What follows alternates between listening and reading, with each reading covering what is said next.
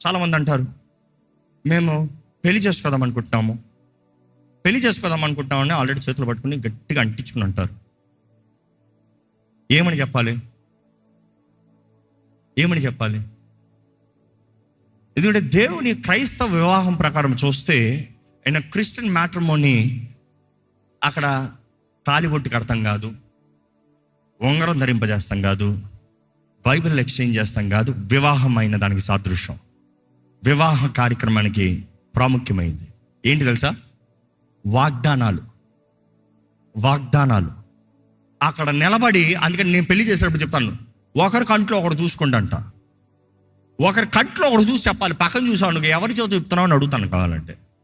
ఇంకా పోయిన వారంలో ఒకటి పెళ్లి చేశాం కదా, look straight to the ice అంట, స్ట్రైట్ టు ద ఐస్. అమ్మా చూసుకోమా, జాగ్రత్త చూసుకో, ఈయన చెప్పేది రేపు కావాలంటే అడగాలి. నువ్వు ఆ రోజు అన్నావుగా,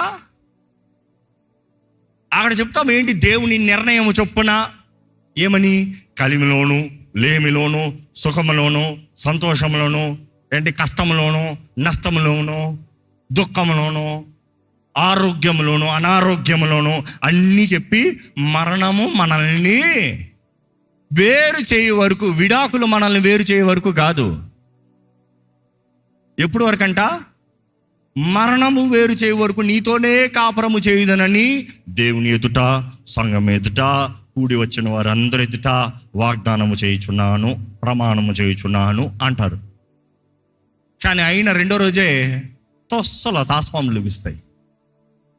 because they really don't mean it.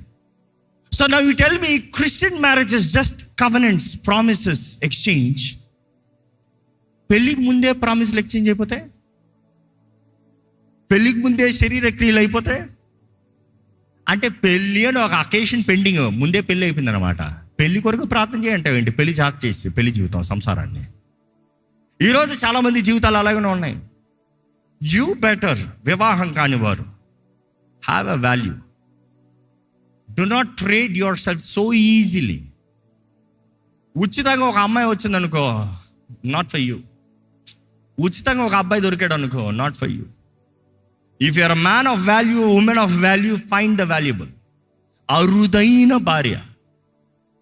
You see that rare women, finding her is rare means, which means you have searched enough. It is impossible, not that easy to find. Of course rare అన్న మాట సులభంగా కనబడితే rare అన్న మాట రాదు. నువ్వు 10 స్థలాల్లో వెతుకుతూ ఒక్క స్థలంలో దొరికింది, ఓరే. ఆ రేర్ ఉమెన్ అన్న పేరు మీకు దొరికింది అనుకో, you will not be mistreat. Definitely yes. If you are the rare one, nobody will mistreat.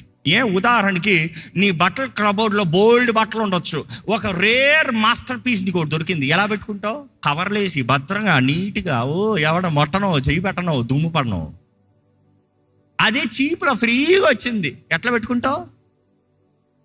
Free చాలా తీసుకో. That is a reason many husbands give up there wife very easily.